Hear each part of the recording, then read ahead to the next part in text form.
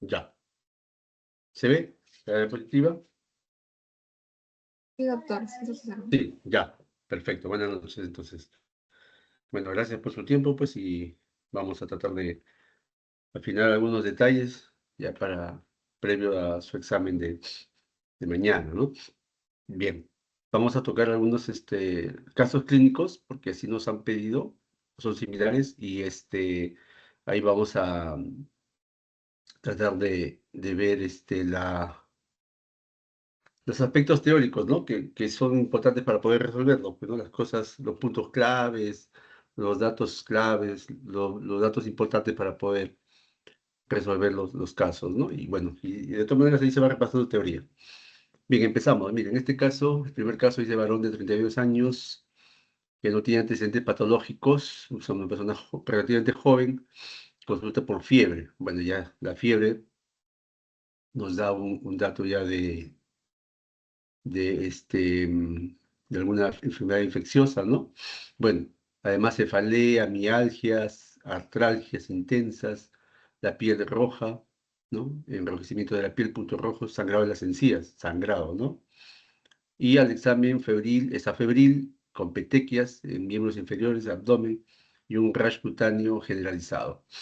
Este dato es importante, no hay hepatosplenomegalia, no hay adenopatías, ¿no? Como para ir de repente descartándonos, si no pensamos, por ejemplo, en enfermedades como linfoma, pues, ¿no? Porque no hay hepatosplenomegalia, no hay adenopatías o leucemias, ¿no? Bueno, digamos datos como para ir eh, descartando.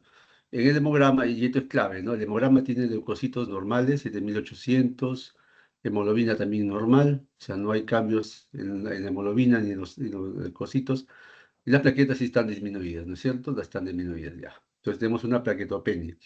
Ante la sospecha de una enfermedad metaxénica se solicita la prueba rápida NS1 para el dengue, ¿no es cierto? Para el dengue. Y es positivo, o sea, prácticamente es un dengue, pues, ¿no? Un síndrome febril, ¿no es cierto? Un síndrome febril en nuestro medio, ¿no? Es una de las posibilidades que sea dengue, pues, ¿no? Bueno, aquí ya le han hecho la prueba rápida y sale positivo, ¿no? Dengue positivo. Entonces, este es un dengue con signos de alarma, ¿ya? ¿Por qué? Porque el paciente está con las plaquetas bajas, pues este es el signo de alarma, las plaquetopenia. Ahora, aquí podemos ver varias cosas, ¿no? Para empezar, las plaquetas están por debajo de 50.000, ¿no? Entonces ya no está en zona, digamos, está en zona de riesgo intermedio, ¿no? Porque ya menos de 50.000. Entonces hay que tener cuidado porque estas plaquetas puede ser que bajen más y si bajan menos de 20.000, ¿no? Ya empieza a haber sangrado espontáneo. Menos de 10.000 puede haber sangrado interno, ¿no? Entonces está llegando a un límite esas plaquetitas. Ese es uno. Dos, la proteína, la prueba rápida se basa en esta proteína NS1, ¿no? Les había dicho en la teoría, esta proteína del virus es la que muchas veces los anticuerpos que se crean contra el virus, con esta proteína, confunden esta proteína con una proteína que está en las plaquetas y la destruyen, ¿no? Entonces la pregunta dice acá, ¿cuál sería el mecanismo principal que explique la plaquetopenia? ¿No? Para el caso de la plaquetopenia por dengue, ¿no?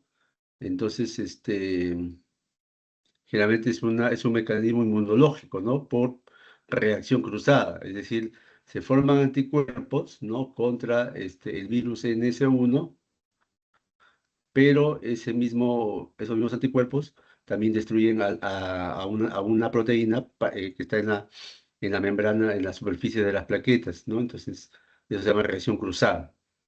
Entonces, hay varias teorías que explican, pues, ¿no? Cómo se produce la plaquetopenia en el dengue.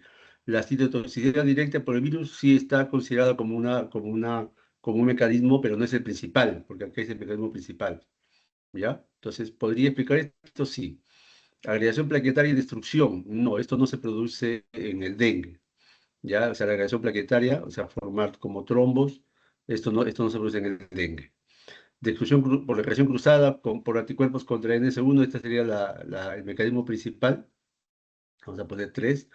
Y plaquetólisis intravascular, ¿no? Que significa pues como una hemólisis, igual, similar a la hemólisis, pero dentro de vasos sanguíneos, ¿no? Entonces, bueno, eso tampoco no explica, digamos, ¿no? Esto tampoco no ocurre en el caso del dengue, ¿no?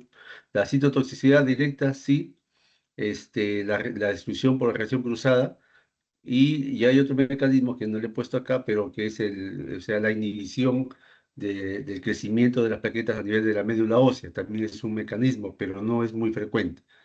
¿Ya? Pero el principal es la reacción cruzada, ¿ya? Entonces, esto es la respuesta. Recuerden el número de plaquetas, menos de 50.000, ¿no? O sea, entre 100.000 y 50.000, ¿no? No hay riesgo de sangrado, ya no hay riesgo. Ya de 50.000 a 20.000, ya hay un riesgo intermedio, ¿no? Y menos de 20.000, ya hay sangrado espontáneo, ¿no? Y menos de 10.000, riesgo de sangrado interno, ¿ya? Con alta mortalidad, con una mortalidad elevada. Entonces, lo ideal sería que todo paciente que tenga plaquetopenia tenga por encima de 50.000, ¿no? Para estar, digamos, tranquilos de que no hay riesgo de sangrado.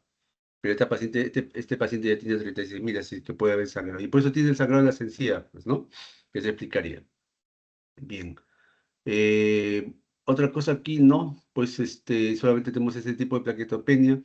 No sabemos cómo están las pruebas de coagulación, sería importante, ¿no?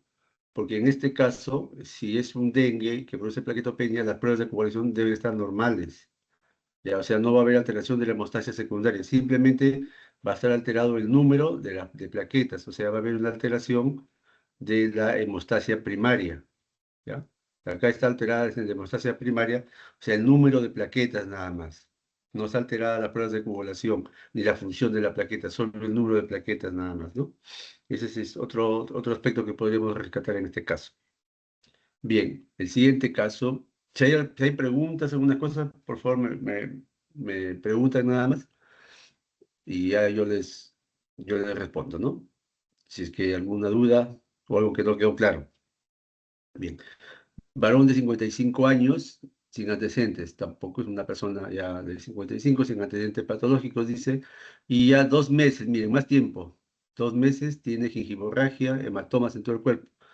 Entonces, cuando yo veo un caso así, ¿no? Si llega un paciente así a la emergencia que ya tiene, no es edad y 2 meses, pues yo podría pensar, pues, en lo peor, ¿no? O sea, si ya tiene sangrado, podría pensar de repente una leucemia, ¿no? Porque, o sea, uno piensa varios diagnósticos, ¿no? Una leucemia de repente, ¿no? Que pueda estar provocando, pues, sangrado, ¿no? Puedo pensar también en una plaquetopenia, o sea, una trombocitopenia, pero ahí vienen las causas, ¿no? La etiología. O de repente una enfermedad donde esté alteradas las pruebas de coagulación, por ejemplo, una cirrosis hepática, ¿no? Que puede haber también estos síntomas. Bueno, entonces tantas cosas uno puede pensar con esos datos nada más. Luego ya parece importante el examen físico. Ahí se encuentra equimosis, ¿ya? Hematomas grandes, miembros superiores, no hay esplenomegalia. Entonces por acá ya se me va cayendo, pues pensaba en una leucemia, por ejemplo, no pensaría, pues no hay esplenomegalia.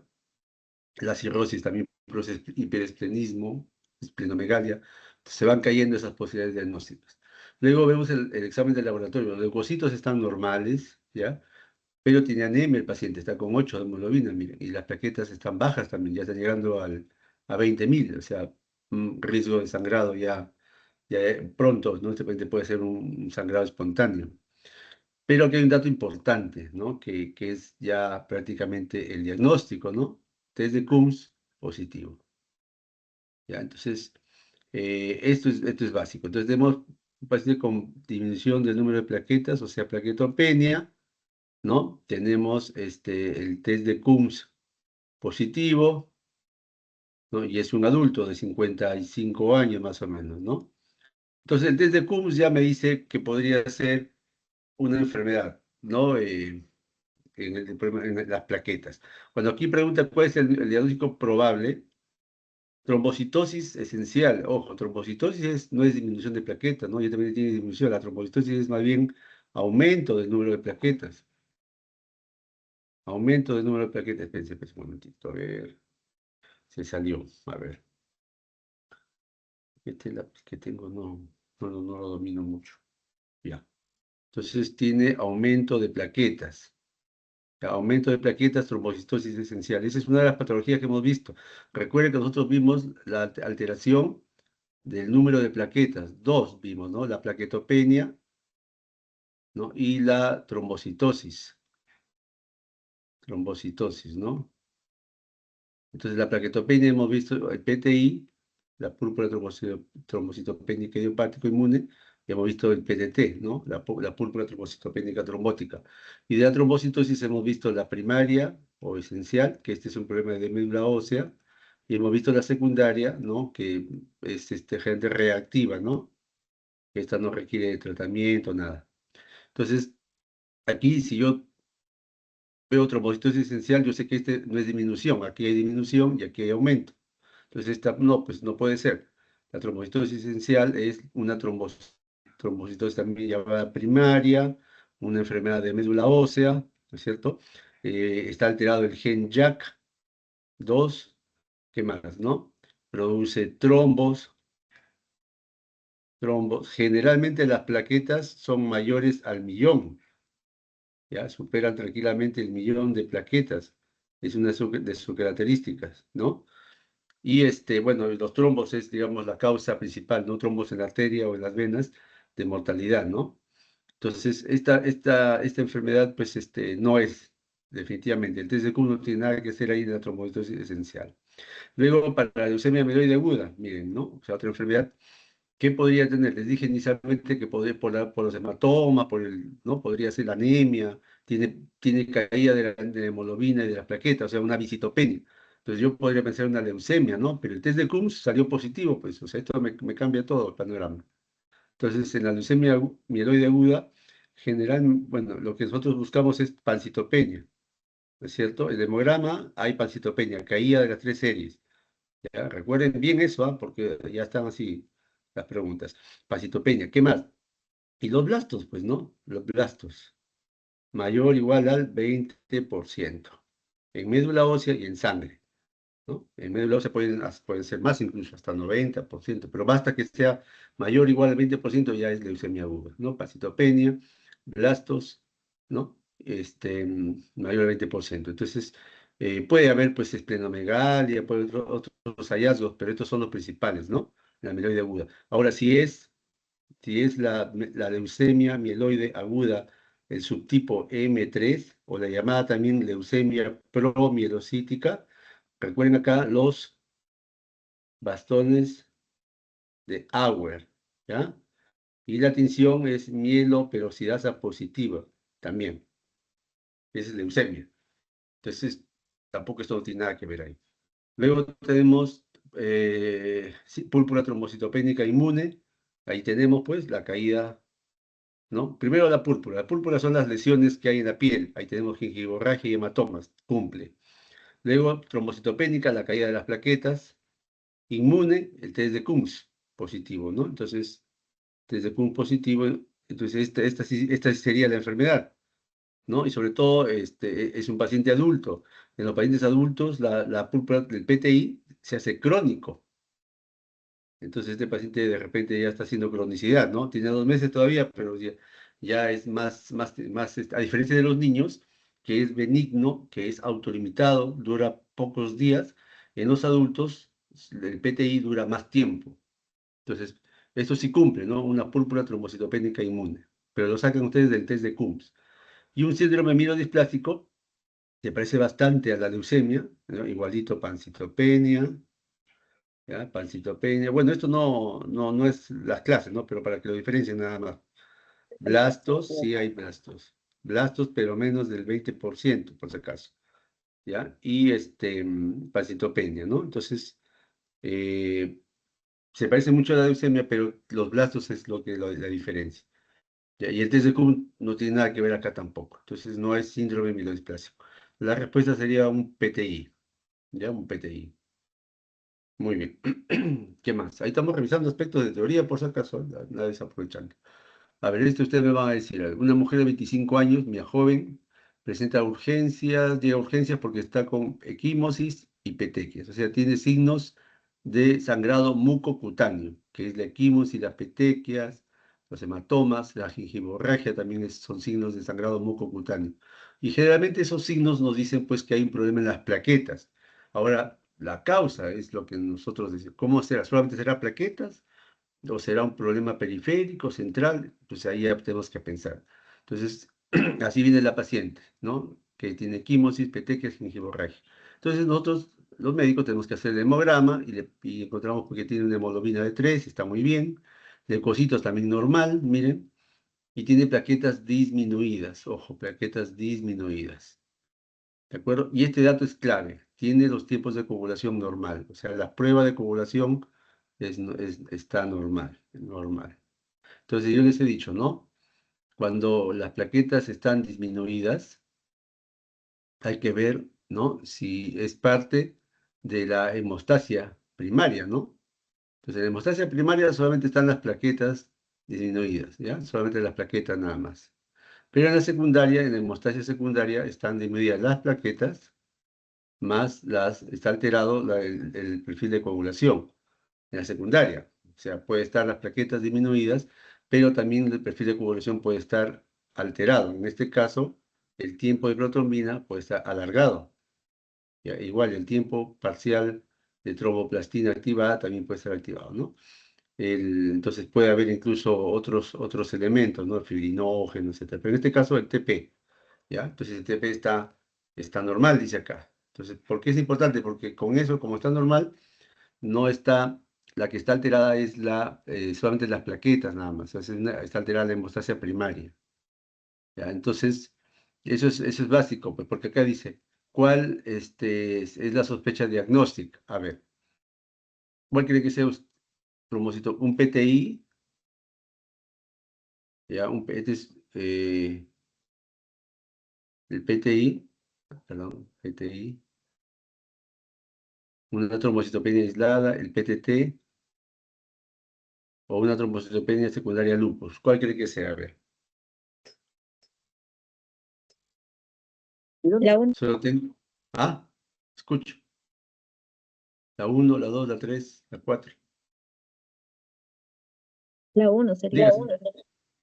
Ya, muy bien, la 1. Alguien dice la 2, la 3, la 4.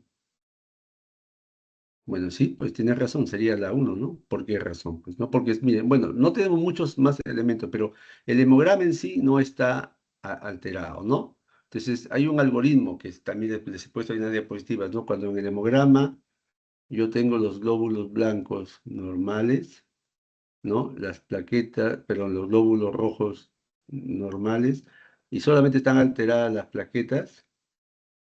Entonces, estos pacientes no requieren estudio de médula ósea. O sea, el problema no es central, el problema es periférico. Algo está destruyendo las plaquetas, ¿no es cierto? Entonces, como es una paciente joven y no tiene más datos, o sea, no hay más datos, por ejemplo, para pensar en un lupus tendría que haber artralgias, mialgias, fotosensibilidad, ¿no? Tendríamos que tener el ANA, cómo están ¿no? los anticuerpos ANA, tendría que haber pues otros patrones, ¿no? Pero aquí no dice nada, ¿no? Tendría que haber anemia, de repente, pues, ¿no? Entonces, no dice nada, por eso no es una trombocitopenia secundaria al lupus. Tendría que tener este diagnóstico demostrado clínicamente y laboratorialmente, ¿no? Entonces, trombocitopenia secundaria al lupus no es, pues.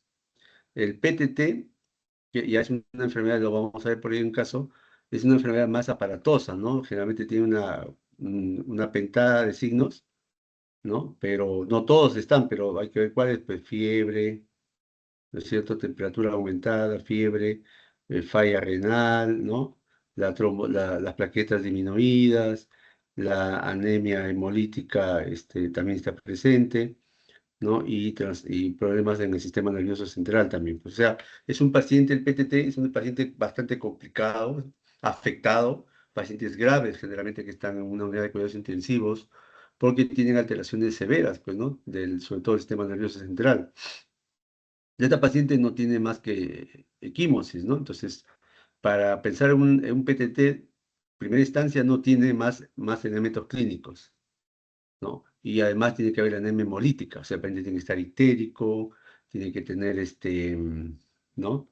Tiene que tener, por ejemplo, los esquistocitos en lámina periférica, ¿no? Tiene que haber ictericia. Entonces, no tiene este pacientito. ¿Ya? Y la plaquetopenia también, pues bueno, sí tiene plaquetopenia severa, pero no puede ser un PTT, porque no tiene clínica. Trombocitopenia aislada, generalmente esto se refiere cuando la persona tiene solamente disminución de las plaquetas sin ningún signo, síntoma. Entonces, también sí tiene signos, ¿no? Tiene equimosis, gingivomorragia, entonces tampoco es aislada. Entonces, la trombocitopenia inmune primaria, o el PTI, pues esta sería nuestra sospecha diagnóstica, ¿no? La primera sospecha diagnóstica. Este sería nuestro primer diagnóstico para, para hacer, ¿no? Los exámenes que corresponden. ¿Y cuál sería el examen siguiente? Pues si yo estoy sospechando un PTI, ¿cuál sería el examen que falta aquí para confirmar mi PTI? ¿Qué examen? Desde Porque yo estoy Combs. sospechando exactamente el test de Coombs, pues. Exactamente, ¿no? El test de Coombs, epa, eso. El test de Coombs tiene que estar positivo, pues. Si no está positivo, no es un PTI, ¿no? Recuerden que el PTI es una enfermedad, pues, por autoanticuerpos.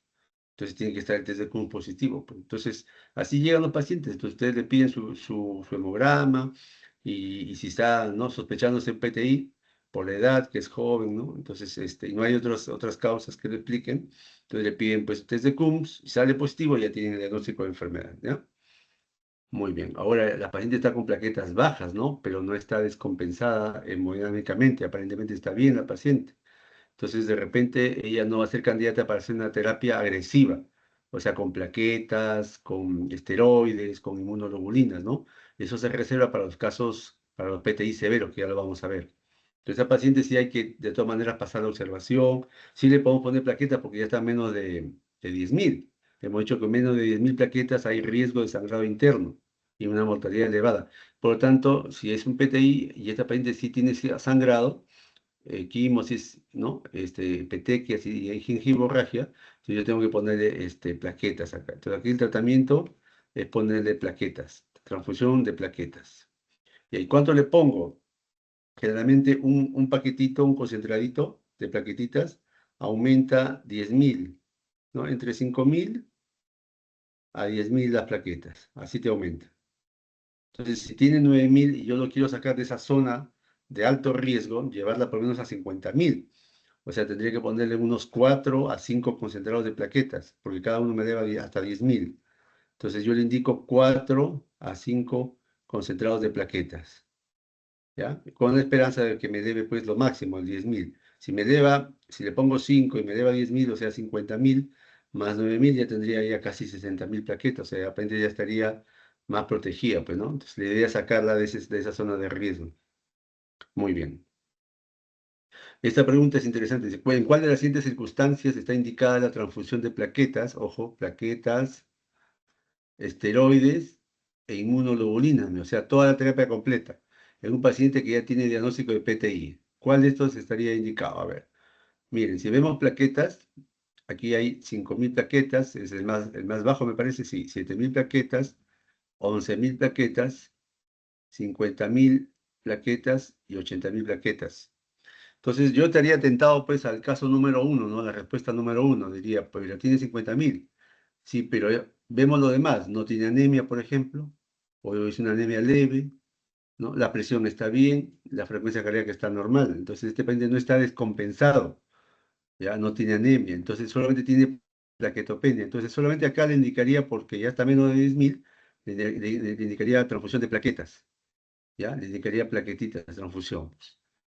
A ver, para sacarlo de esa zona, ya, pues unos 6 o 5 concentraditos de plaquetas, ¿no? Para llevarlo a más de 50.000. Pero solamente plaquetas, miren. Este paciente tiene igual 7.000 plaquetas, tiene púrpura, o sea, lesiones purpúricas en la piel. Igual su hemoglobina está normal, su frecuencia cardíaca está normal y su presión está un poquito alta, ¿no? No está descompensado. Igual también le voy a poner plaquetas nada más.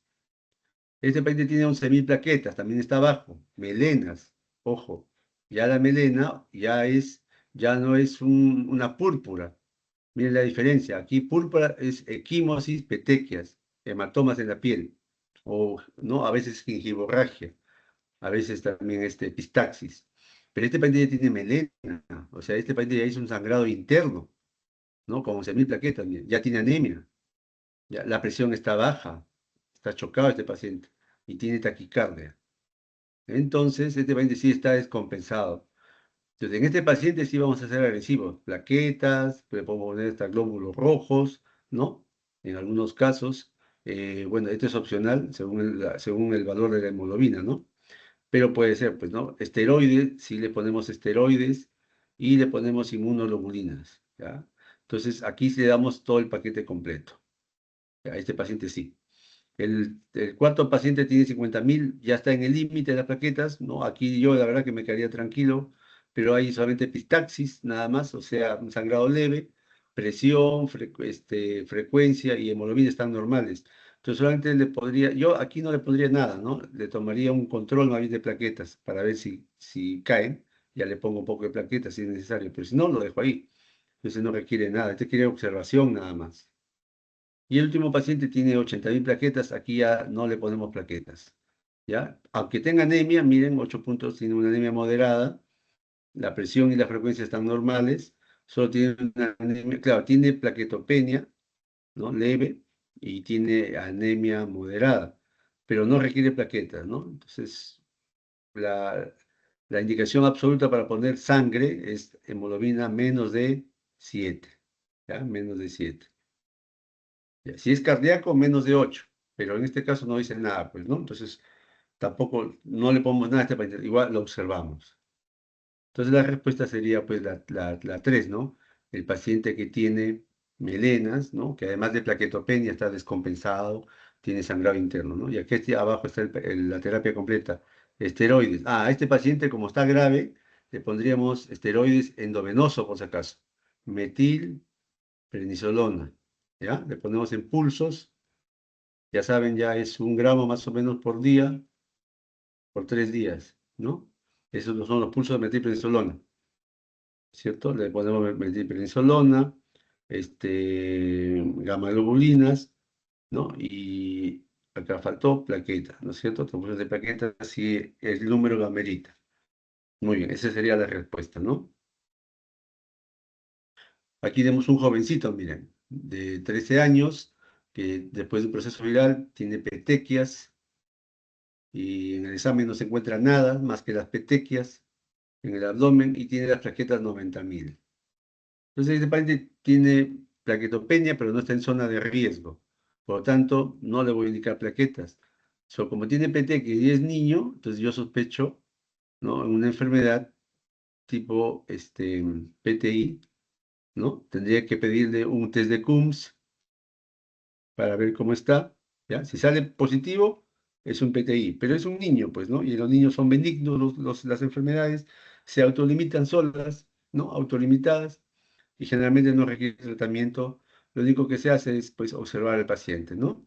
No se le pone plaquetas, hidratación, sí, vía oral, antibióticos no, corticoides tampoco, porque se le puede dar también, ¿no? Cuando las plaquetas un poco bajas, hay mayor signo de sangradito, se le puede dar corticoides, pero vía oral, prednisona. Pero en este caso tiene 90.000 plaquetas, ¿no? No amerita, ¿ya? Entonces, el corticoides para este niño no, observación nada más, ¿no? Entonces, porque es un PTI probable, ¿no? Pensando en un PTI, la conducta sería observación nada más, ¿no? Y repetir el recuento de plaquetas. Mujer de 28 años, de hace 2 meses, presenta sangrado gingival, equimosis, igual, ¿no? Una joven que tiene ya tiempo, miren, ¿no? En el niño es autolimitado, en el adulto dura más. Sangrado gingival, equimosis, está despierta, pálida, ¿no? No hay patofenomegalia, tiene petequias, la hemoglobina está normal, plaquetas disminuidas, pero por encima de 50.000, y le han hecho anticuerpos, ¿no? A anti-DNA, serología, para hepatitis y perfil de coagulación normal. Entonces, ¿cuál es el diagnóstico probable? Dice, trombocitopatía crónica, no, porque tiene el perfil de coagulación está normal. Entonces, no es esta, ¿ya? Porque tiene perfil de coagulación normal. La trombocitopatía tendría que ser alterado el tiempo de protomida, sobre todo. El TP tendría que estar elevado. Púrpura trombocitopénica inmune. Sí, pues tienes una paciente joven que ya tiene tiempo, 2 meses, con petequias y tiene plaquetas bajas. Entonces, esta podría ser la respuesta y tendría que pedir un test de Coombs, ¿no? Acá no le han pedido test de Coombs. Así es, un test de Coombs. Tendría que pedir un test de Coombs. Linfoma no Hodgkin, adenopatías. No tiene adenopatías esta paciente, ¿ya? No hay adenopatía, dice. Raro que sea un linfoma, ¿no? Coagulación intravascular diseminada, tiene que ser alterado el perfil de coagulación, tiene que estar anormal, ¿no? Sobre todo, ¿no? Varios, ¿no? El TP prolongado, ¿no es cierto? El fibrinógeno disminuido, ¿no? Los productos de degradación de la fibrina, ¿no? Tienen que estar aumentados, igual el dímero D, ¿no? Entonces, este, no es, pues, ¿no? Además, estos pacientes también tienen un compromiso más grave. No es esto de acá. El perfil de coagulación dice que es normal. Y el PTT, igual para el PTT, tiene que ser el cuadro más aparatoso, tiene que haber la pentada, que hemos dicho, ¿no? Compromiso neurológico, tiene que haber compromiso renal, tiene que haber anemia hemolítica, tiene que haber fiebre en algunos pacientes y las plaquetas mucho, ¿no? Disminuidas, ¿no? Mucho más bajas. Entonces, no cumple criterios para un PTT. Pues la única enfermedad que cumple esto es, ¿no? Que puede explicar es un PTI, ¿no? Un PTI en adulto, que antes son crónicos. Entonces, del tratamiento del PTI, recuerden esto, ¿no? El tratamiento es urgente y completo cuando hay compromiso hemodinámico o riesgo vital, ¿no? Ahí se le da esteroides, plaquetas, inmunoglobulinas. Ya, muy bien, esto lo revisan ya. Recuerden nada más que ya en promedio 20.000 ya hay sangrado espontáneo y menos de 10.000 ya hay riesgo de sangrado interno, ¿no? Con una elevada mortalidad, si es que no se trata y requiere transfusión urgente. Muy bien. Aquí tenemos una paciente mujer que está tratándose con hormonas por infertilidad, acude a urgencias por un síndrome constitucional, o sea, esta paciente, ya, si es constitucional, puede haber fiebre, ¿no? Puede haber pérdida de peso, etcétera, ¿no? Sudoración. Y tiene parestesia, o sea, ya hay un problema neurológico. Tiene compromiso del sistema neurológico, parestesias. Tiene anemia, ya tiene anemia, vamos sacando los datos, ¿no? Anemia y los reticulocitos están aumentados. Y la anemia que explica reticulocitos aumentados es la anemia hemolítica. ¿Ya?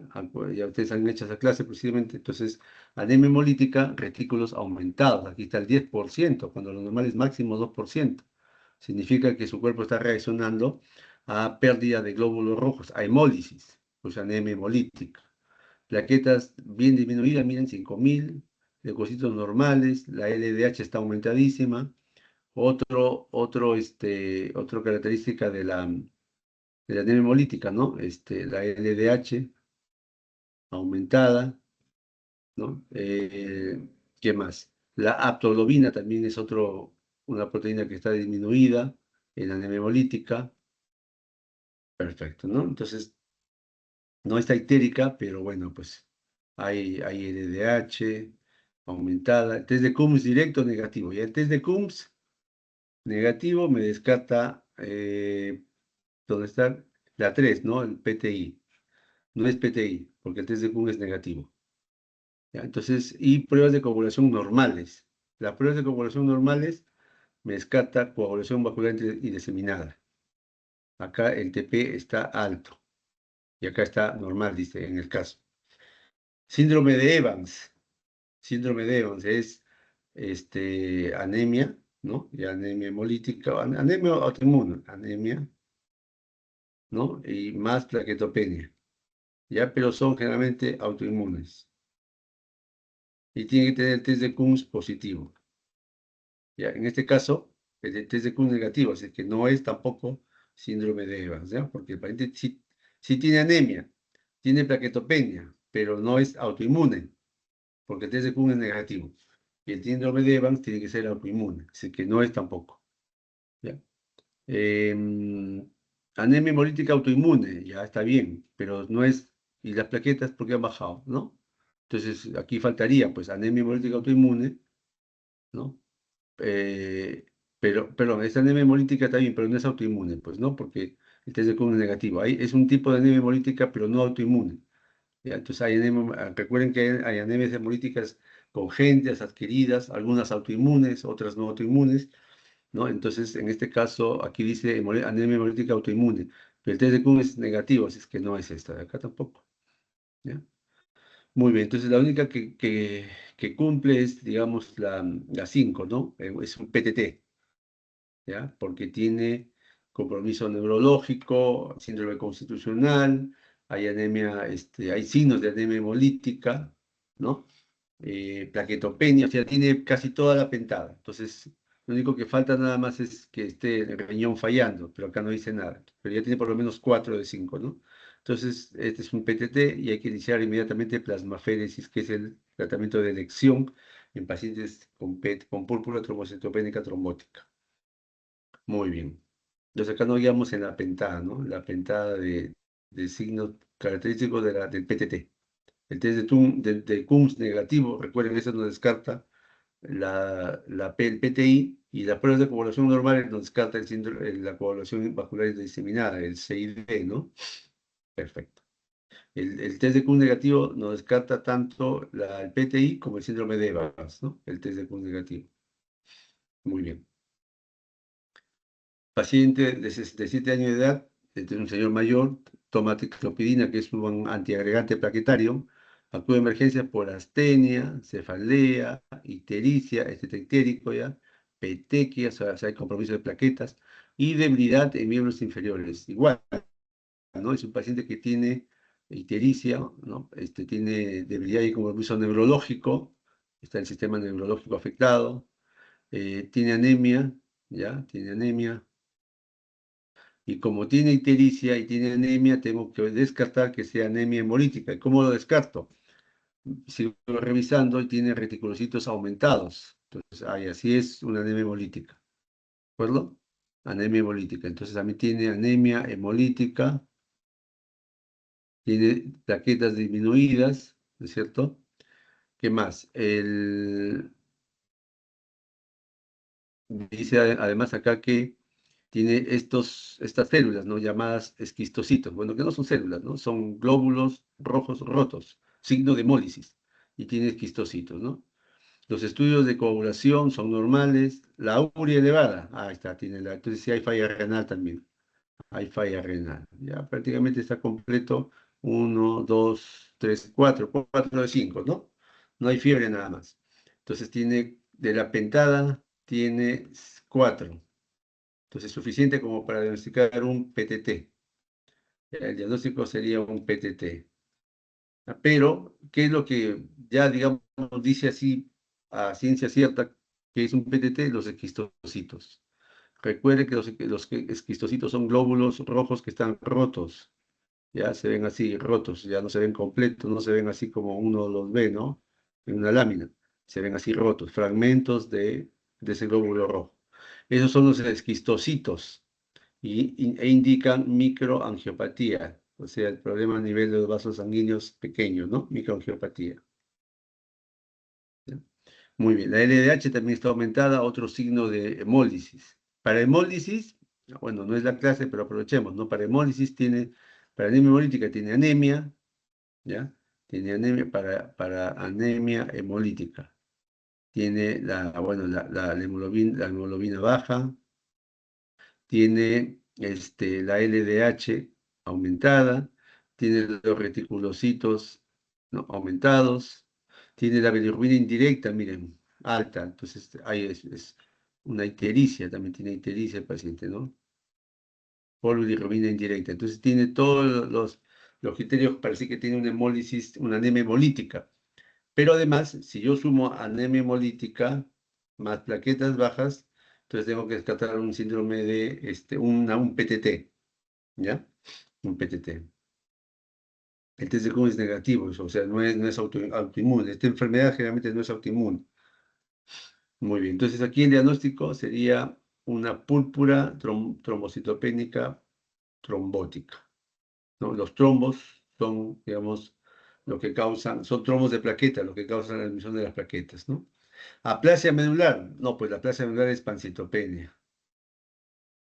Igual que las leucemias agudas, ¿no? Y sus leucocitos están normales. Ya, entonces, pancitopenia. PTI, no, porque el test de Cummings es negativo, no es un PTI, no es aplasia medular. Trombocitopenia inducida por fármaco, o sea, por la ciclopina, podría ser, pero ¿de dónde salió la ictericia, la anemia? No explica eso los fármacos, tampoco no es. Y un CID, tampoco, porque las pruebas de coagulación son normales, tampoco puede ser, descartado. Entonces, lo único que queda es el PTT. Muy bien. Mujer de 26 años, obesa, ingresa a emergencia por fiebre. Esta sí tiene fiebre, trastorno de sensorio, petequias, palidez en el reciente, tiene hemoglobina 7, una anemia severa, miren, ¿no? Plaquetas también están bajas, 70.000, urea elevada, más de 40, creatinina también elevada, bilirrubina indirecta 1.6, está alta, ¿no? Quistocitos, bueno, ya el quistocitos nos da el diagnóstico prácticamente. O sea, leemos todo el caso y al final, con esta palabrita nada más, ya podemos saber cuál es, ¿no? ¿Cuál sería el diagnóstico con los quistocitos? Porque esos son patognomónicos de una enfermedad. ¿Cuál sería? Desde La Cummings B, negativo. doctor. Ya ve. El PTT, ¿no? Claro, pues el PTT. Ya, entonces eso no se olviden, ¿ah? Porque como ahora nos piden examen tipo ENAM, ahí estos vienen así en el ENAM, ¿no? O sea, les dan todo el caso y ¿cuál es acá la palabra clave? Los quistocitos. Así como el test de Coombs, los quistocitos. Ya, eso indica glóbulos rojos rotos por hemólisis. Entonces hay una anemia hemolítica, ¿no? Hay fiebre, hay compromiso renal, compromiso neurológico, desde un negativo que descarta inmunidad, y hay anticuerpos, bueno, esto para afinar un poco más el diagnóstico, a los Adams 13, ¿no? Que son propios de esta enfermedad del PTT, ¿no? Anticuerpos contra esta proteína de corte, por eso se forman trombos de plaquetas, y ahí bajan el número de plaquetas, y ahí chocan los glóbulos rojos y se destruyen. Esos son los esquistocitos, ¿no? O sea, hay una anemia hemolítica, y la anemia hemolítica se explica por la bilirrubina indirecta, ¿no? La anemia, y bueno, si hubiera otros valores por acá, por ejemplo, de repente la LDH, los reticulocitos están elevados, igual que la LDH es una anemia hemolítica. Entonces, linfoma no, pues adenopatías tiene que haber. El PTT, sí, sería el diagnóstico. Leucemia linfoblástica aguda, blastos, tendría que haber blastos, tendría que haber pancitopenia, ¿no? Igual que cualquier otra leucemia aguda, no hay. Leucemia mieloide crónica, los leucocitos, para ya avanzando con leucemias, tendría que estar mayor de 50.000, de 20.000, ya pensamos en leucemia. Y ya más de 50.000 con toda seguridad, ¿no? Es una leucemia. Entonces, no, este paciente tiene, no dice nada de los glóbulos blancos, ¿no? Probablemente sean normales, pues, ¿no? Entonces, esto no podría ser leucemia mieloide crónica. Y un PTI, no, pues PTI no tiene nada que ver acá porque el test de Coombs es negativo, no es PTI. Ya, el test de Coombs es negativo, no puede ser. Entonces solamente el PTT nada más. Muy bien. Otro casito, ya esto lo van a leer ustedes. Varón de 76 años, hace 15 días presenta gingivorragia. Miren, ¿no? 15 días, este señor mayorcito tiene 76 años. Y ahora presenta epistaxis, ¿no? Cuando lo examinas está pálido, ¿no? Ictérico, con petequias, con equimosis, no hay crecimiento de órganos, desorientado, o sea, esto significa compromiso neurológico, miren, ¿no? Entonces tienes sangrado, tienes desorientación, o sea, compromiso neurológico, el laboratorio tiene 8 hemoglobina, o sea, ahí hay una anemia, plaquetas 3.000, también bajitas, ¿no? Una plaquetopenia severa ya va a sangrar ese paciente, ¿no? Leucocitos normales, importante. Desde Coombs negativo, nuevamente. Bilirrubinas totales 4.5, la que está elevada es la indirecta, ¿no? Y reticulocitos también están bien aumentados, más del 2%. Igual la LDH, que es 330 más o menos, está elevada. Entonces tienes acá, a ver, tienes compromiso del sistema neurológico, tiene anemia hemolítica, ¿ya? Por la presencia de reticulocitos, la bilirrubina, ¿no? Es una anemia hemolítica. ¿Qué más? Bueno, las plaquetas están disminuidas, ¿cierto? Entonces hay signos de una púrpura trombótica trombocitopénica. ¿Ya? El test de Coombs negativo me descarta este de acá, ¿no? La anemia plástica, hemos dicho pancitopenia, y este paciente tiene leucocitos normales, entonces pancitopenia, no es anemia plástica. Lupus eritematoso sistémico, un paciente varón de 76 años, es un poco raro, ¿no? Y tampoco habla de signos de lupus, ¿no? Artralgias, mialgias, pues no tiene signos de lupus. Y leucemia linfocítica crónica, sí cumple con la edad, pero tienes que tener en el hemograma, vamos hablando de leucemia linfocítica aguda, es acá, ¿no? Perdón, no es crónica, es aguda. Entonces esto más es en niños, tendría que haber blastos, exactamente, blastos, ¿no? Más del 20%. Si fuera leucemia linfocítica crónica, tendría que haber linfocitos, cantidad, ¿no? Linfocitos más de 5.000. Yo pensaba que era leucemia linfocítica, pero dice aguda, dice. La aguda tiene que haber blastos, ¿no? Pancitopenia y blastos, como cualquier leucemia aguda, pues, ¿no? Entonces, depende, no tiene, pero tiene condiciones normales. Entonces, tampoco es leucemia linfocítica o linfoblástica aguda debe ser acá, ¿no? Muy bien, entonces es un PTT. Muy bien. Ya ustedes revisan esta pequeña teoría. Bien, cambiamos. Ahora una mujer con sepsis urinaria, miren, está séptica la mujer, y ahí está tratándose con este antibiótico de amplio espectro, carbapenem, 1 gramo cada 8, y tiene 11.000 leucocitos, ojo, criterio, sí, ¿no? Leucocitosis, criterio de sepsis, ¿no es cierto? 6% de abastonados, otro criterio de sepsis, más del 5% de abastonados ya criterio de sepsis. O sea, también está séptica, pues, ¿no?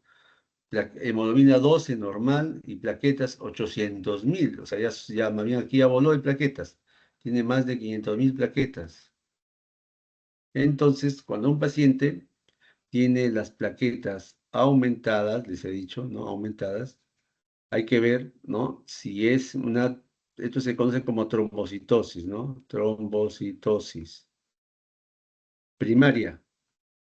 La primaria sobrepasa el millón. Sobrepasa el millón de plaquetas. Y la secundaria entre 500.000 y 1.000.000. O sea, menos de 1.000.000, pues, ¿no? La secundaria. Entonces, la que nos preocuparía debería ser la primaria, ¿no? La que es mayor de 1.000.000 de plaquetas. Como tiene 800.000, entonces, pero hay que buscar otras cosas para descartar. O sea, de hecho hay una trombocitosis, ¿no? Pero, ¿cuál es la razón en este caso? ¿Por qué están aumentadas las plaquetas? Por la sepsis. ¿Ya? La sepsis. Entonces, una de las causas de aumento de las plaquetas, o sea, son las infecciones, ¿no? Son las infecciones, pero las plaquetas no superan el millón. Entonces, es una trombocitosis secundaria, una trombocitosis reactiva a esta infección que tiene.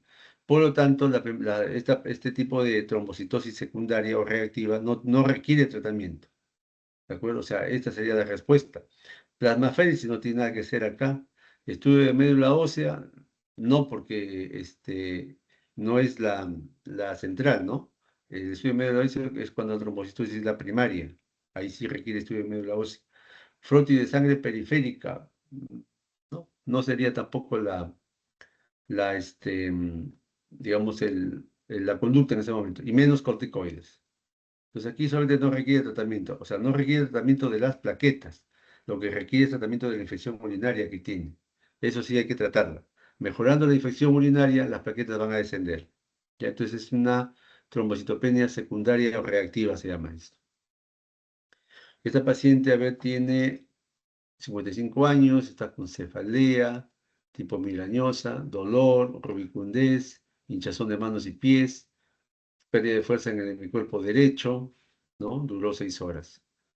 Tuvo una pérdida de fuerza, o sea, tuvo un accidente isquémico transitorio, con ahí, ¿ya? O sea, ya hay compromiso neurológico en esta paciente.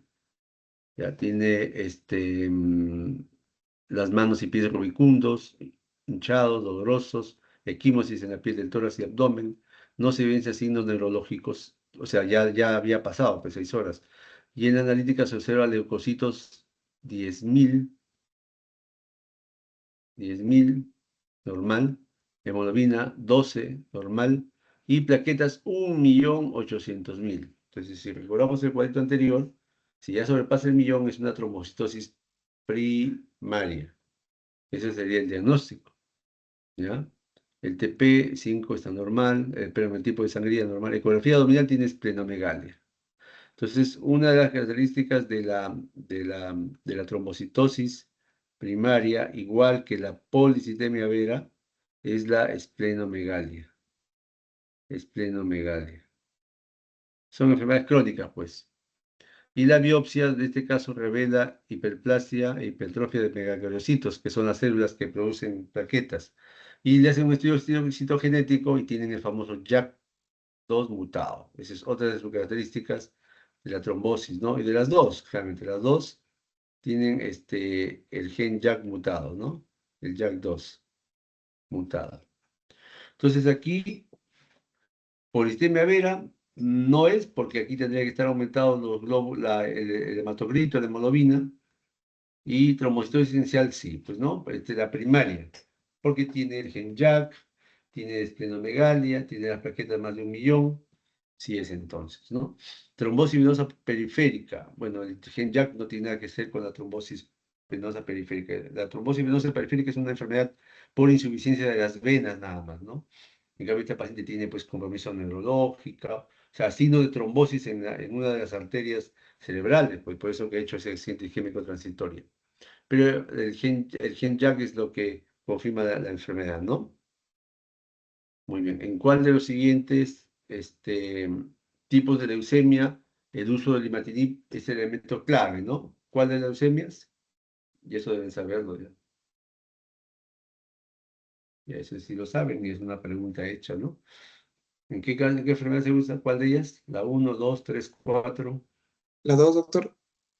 La La 2, 2. claro que sí, la 2. Exactamente, la 2, ¿no? Entonces, esta es la enfermedad modelo, la enfermedad bandera de las leucemias, ¿no? Es la enfermedad en la cual se ha descubierto, ¿no? El agente, o sea, cuál es la que causa esta enfermedad, es el cromosoma Filadelfia, ¿no es cierto? Filadelfia, que es producto de traslocación 922, de los cromosomas 922, no se olviden de ello. Este cromosoma, como es un cromosoma maligno, produce un gen, un proton oncogen, ¿no? PCR-ABL, así se llama, ¿no? En el paciente, y esto produce una proteína de peso molecular 210, una tirosinquinasa, que es la responsable de la leucemia mieloide crónica, de que esta es la responsable de que aumenten el número de neutrófilos, ¿no? Neutrófilos. Y esa va a ser la característica, ¿no? Aumento de neutrófilos generalmente mayor de 20.000, ¿no? Entonces, el tratamiento, imatinib, ¿no? Inhibidores de la tirosinquinasa, de esta de acá, de esta proteína. Inhibidores de la tirosinquinasa, ese es el tratamiento, imatinib y otros nuevos que han salido, ¿no? La leucemia mieloide aguda, igual que la linfoblástica, quimioterapia, ¿cierto? La leucemia linfocítica crónica, también quimioterapia. Entonces, es diferente, ¿no? Estos son otro tipo de terapias. Muy bien. Paciente de 69 años de edad acude al servicio, un señor mayor, ¿no? 69 años de edad acude a urgencias porque está débil, fatiga y epistaxis. El hemograma muestra anemia, leucopenia y trombopenia, o trombocitopenia. O sea, están todas las tres series caídas, ¿no? El paciente tiene una pancitopenia. ¿Cuál es el diagnóstico menos probable? Dice. A ver, entonces para decir menos probable hay que encontrar características comunes en estas enfermedades. La aplasia medular da pancitopenia. Sí. El síndrome mielodisplásico también da pancitopenia. Sí. La leucemia mieloide aguda también da pancitopenia, mira. Pero tiene blastos, mayor al 20%. Acá blastos sí hay también, pero menor al 20%. Acá no hay blastos, cero blastos. Por pancitopenia, severa, pero. Y la leucemia mieloide crónica, dice, es el menos probable, claro, porque acá no debe haber pancitopenia, aquí debe haber aumento del número de neutrófilos. Aumento del número en general de la cifra de leucocitos totales, ¿no? Pero lo que aumenta es el neutrófilo que es un tipo de leucocito, más de 20.000, ¿no? Entonces, en este caso, los leucocitos están disminuidos. Entonces, esta es la enfermedad que es menos probable, ¿no? O sea, no presenta pancitopenia, así de simple. Muy bien. Mujer de 30 años que consulta por ligera sensación de astenia, 2 a 3 meses, niega fiebre, pérdida de peso, dolor, niega antecedentes patológicos, no fumadora. En el hemograma presenta leucocitos 35.000. Miren, ya los leucocitos ya sobrepasaron los 20.000. ¿Qué enfermedad explicaría esto? Solamente con esta cifra de leucocitos. Les he dicho, ¿no? Acá. Leucocito más de 20.000, a expensas de neutrófilos. Entonces aquí, miren, tiene el leucocito más de 20.000, ¿ya? Entonces con esto yo ya pensaría en una leucemia probable, pues no. Algunos van a decir, reacción leucemoide. No, pues esos son valores ya por encima de 20.000, uno, claro, dice reacción leucemoide o leucemia. Pero seguimos mirando, ¿no? Tiene hemoglobina normal, plaquetas normales, y en la exploración física tiene un esplenomegalia, que es parte de la leucemia amiloide crónica. Ya tiene esplenomegalia, ¿no? Entonces, una reacción de leucemoide no tiene por qué haber esplenomegalia, ¿de acuerdo? Entonces, este paciente tiene ya algunos criterios, ya es una paciente joven, de una leucemia probablemente, ¿no? Tiene 35.000 leucocitos, tiene esplenomegalia. Entonces, lo más probable, a pesar de la edad, porque esto generalmente presenta a los 50 años, pero puede haber en personas más jóvenes, es una leucemia mieloide crónica. La leucocitosis reactiva sería pues reactiva, pero generalmente menos de 20.000, ¿ya? O sea, no debería pasar de 20.000 los glóbulos blancos. Esa es más reactiva, por ejemplo, una sepsis, ¿no? Linfoma, bueno, adenopatías, no hay adenopatías. Leucemia linfoblástica aguda, tiene blastos, más del 20%, ¿no? No hay, y tiene que haber pancitopenia generalmente acá. Y síndrome mielodisplástico igual, blastos menores del 20% y pancitopenia. Tampoco no es. Entonces, la única que puede explicar estos hallazgos por la cifra de leucocitos, ¿no es cierto? Por la cifra de leucocitos y la esplenomegalia de la leucemia mieloide crónica. Entonces, cromosoma Filadelfia, ¿no? Translocación 922, la proteína BCR, ABL, ese es el gen, y la proteína 210 de peso es una proteína, una tirosina quinasa, leucemia mieloide crónica. Los síntomas pueden ser dolor abdominal porque empieza a crecer el vaso, ¿no? Sensación de llenura. Conforme el paciente va avanzando la enfermedad, hay alto riesgo de transformación leucémica, ¿no? Bien, paciente de 60 años, asintomático, con 9 hemoglobina, 58.000 leucocitos, miren, nuevamente, y plaquetas 235.000. En el frotis, células en diferentes estadios de maduración. O sea, no hay stop madurativo, no hay blastos. Citogenética, cromosoma Filadelfia positivo, BCR positivo. ¿Cuál es el diagnóstico más probable? Ya esto ni insistir, ¿no? Leucemia mieloide crónica. Esa sería la enfermedad, ¿no? Aplasia medular, hemos dicho pancitopenia, igual síndrome mielodisplástico, igual las leucemias mieloides agudas o linfoblásticas, también tiene que haber pancitopenia y blastos sobre todo, ¿no? En estos tiene que haber blastos, ¿no? Bien, y esto lo revisan ustedes. Hombre de 64 años asintomático, ya otro varón asintomático, tiene 37.000 leucocitos, otra vez aumentado. Hemoglobina 15, plaquetas 190.000, normal. normal de hemoglobina, normal de plaquetas.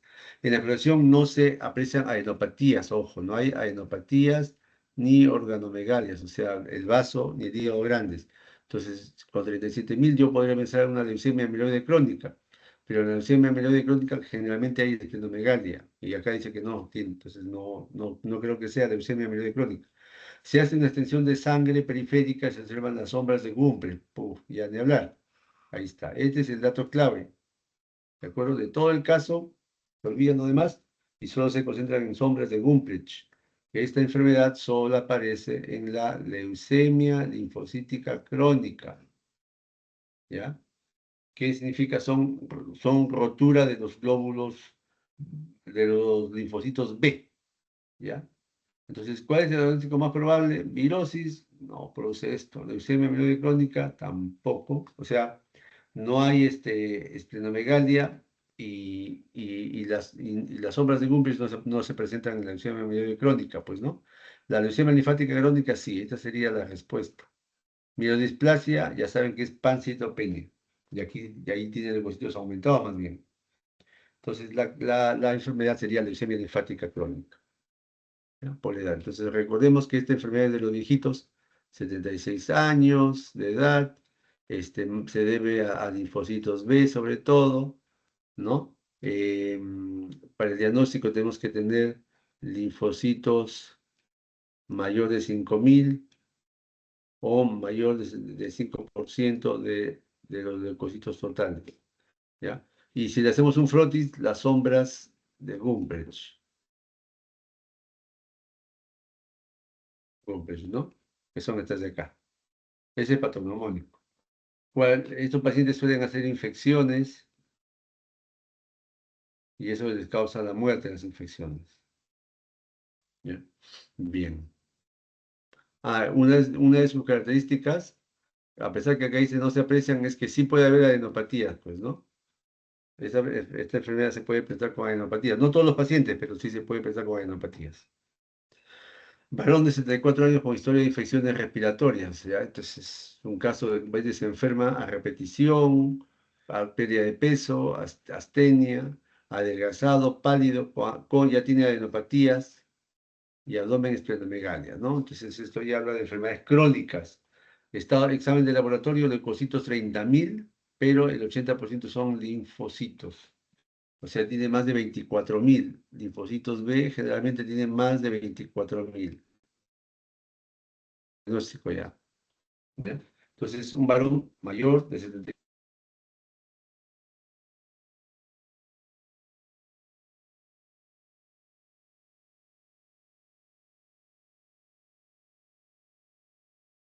años, linfocitos más de 5.000,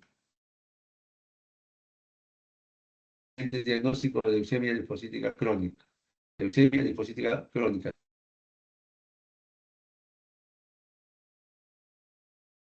Linfoma no se acompaña de estas alteraciones de los linfocitos. ¿Ya? Mononucleosis infecciosa, sí, pero no tampoco, no se acompaña de esta cantidad de leucocitos, ¿no? Menos de linfocitos, ¿no? Entonces podría haber adenopatía, podría haber fiebre, ¿no? Pero aquí prácticamente los leucocitos son elevados. Nos faltan las sombras de Gumprich nada más, ¿no? Y leucemia linfática o linfoblástica aguda, no, pero tiene que haber blastos. Las agudas tienen que haber blastos, más del 20%. Entonces, la única que cumple es la leucemia linfocítica crónica.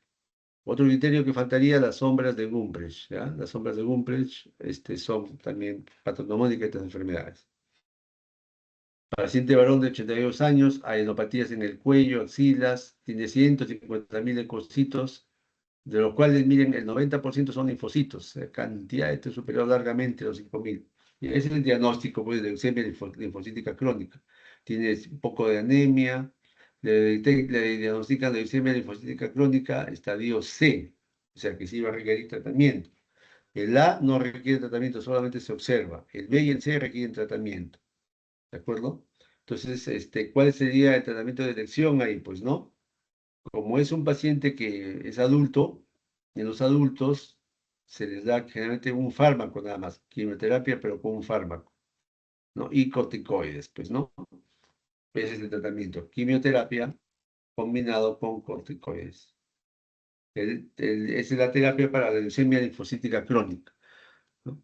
Si fuera paciente más joven, puede recibir hasta 3 fármacos de quimioterapia y los corticoides, pero como es un adulto mayor ya, más de 76 años, solamente la quimioterapia es con un solo fármaco, ¿de acuerdo?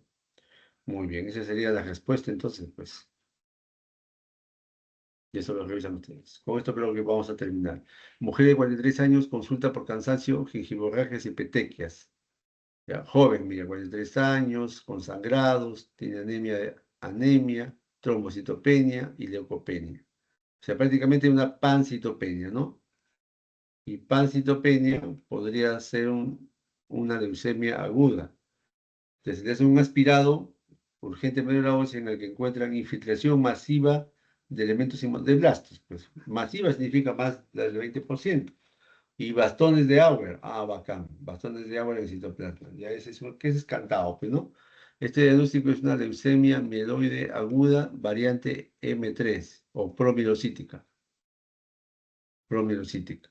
Entonces, ¿cuál es el diagnóstico más probable? ¿Leucemia mieloide crónica? No. Leucemia aguda mieloide, sí. Aguda linfoblástica, más en niños, ¿no? Y no tiene por qué haber bastones de Auer. Y leucemia linfocítica crónica, no, pues es mucho que más de 76 años los pacientes, ¿no? Otro tipo de paciente. Entonces, la única que puede cumplir con eso es la leucemia aguda mieloide. Tiene bastones de Auer, tiene blastos, ¿no? Y está haciendo pancitopenia. Muy bien. Mujer de 15 años que consulta por astenia y fiebre, en la exploración presenta palidez de piel, mucosas, hematomas, signo de sangrado. Hepatoespleno, ¿no? Y acá hay infiltración ya de órganos. ¿Pero qué está infiltrando? En sangre periférica se observan blastos, dice. En sangre. Y en médula ósea, 40%, de los cuales hay un buen grupo mieloperoxidasa positivo. ¿Ya? Entonces, tiene blastos, crecimiento de órganos, con síntomas constitucionales, mieloperoxidasa. ¿Cuál es el diagnóstico más probable, no? ¿O cuál será el diagnóstico en este caso? Leucemia mieloblástica aguda o mieloide, leucemia linfoblástica aguda. Bueno, la mieloperoxidasa no es de la linfoblástica aguda. El MPO es de las mieloblásticas acá. Esta sería, ¿no? La B. Leucemia mieloide crónica en transformación blástica. Podría ser, pero siempre y cuando nos digan que ha tenido diagnóstico previo de leucemia mieloide crónica. Y el paciente no, pues entonces no puede ser esto. Y linfoma también es un diferencial, pero no tiene que ver con los blastos. Los blastos nos dicen que es una leucemia aguda, ¿no? De tipo mieloide, porque está positiva la mieloperoxidasa. Escolar de 6 años, hace 2 meses presenta hiporexia, dolor en extremidades, fiebre intermitente y cansancio. Luego se agrega palidez, equimosis y adenopatías nuevamente. Laboratorio tiene, miren, anemia bien caída, 6.8, plaquetas 60.000, leucocitos 5.500, de los cuales el 10% son neutrófilos, miren, el 10% de 5.500 es 550. Entonces, si ya tiene 550, esta es una neutropenia, pues, ¿no? En medio de la ósea tiene blastos. Ya los blastos no dicen el diagnóstico, ¿no? Que es una leucemia aguda. ¿Cuál de ellas? A ver, acá solamente la alternativa sería la C, ¿no? Leucemia aguda linfoblástica. Esa sería la respuesta. Solamente por la presencia de blastos, nada más. Mononucleosis, no, es una enfermedad viral con fiebre. Artritis reumatoide, no, pues no tiene por qué haber blastos. Y la anemia plástica, hay pancitopenia, ¿no? Pancitopenia. Pero no hay blastos, pues. Entonces, la enfermedad sería leucemia linfocítica aguda. Y eso lo revisan ustedes, ¿no? Este cuadrito también ya les he puesto en las exposiciones. Entonces, recuerden que las leucemias agudas, ¿no? Son mieloide, tiene que haber blastos en los dos, blastos más del 20%, la otra es la linfoide, ¿no? Las dos formas, mieloide y linfoide. Entonces, blastos, en el mieloide tiene que haber mieloperoxidasa positivo, ¿no? Bastones de Auer, C y D, también en algunos pacientes, sobre todo en la variante M3, ¿no? Los linfoides, tinción T de T positiva, ¿no? También blastos, y bueno, pues ya se ven, pues, después los estudios inmunohistoquímicos, ¿no? Muy bien, creo que con esto acabamos. Ya está. Muy bien, chicos, hemos hecho una revisión de los 4 temas que han expuesto, que yo les he expuesto a ustedes. Las preguntas van a ser similares. Traten de buscar los elementos claves, las sombras de Gumprens, los test de Coombs, los blastos, ¿no? El PTI, recuerden que el test de Coombs positivo, el PTT tiene que haber compromiso neurológico, renal, es más aparatoso. ¿Ya? Muy bien. ¿Alguna pregunta, alguna duda?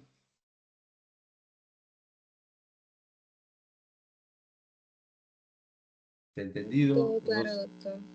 ¿Sí, Muchas seguro? gracias. Ah, ya. Sí, doctor. Bueno, sí les va a servir. Yo creo que sí les va a servir para que puedan responder sus preguntas en el examen. ¿Ya? Porque son similares, pues. Entonces traten de recordar los aspectos clave y muy bien, pues chicos. Entonces, si no hay, si no hay más, espérense.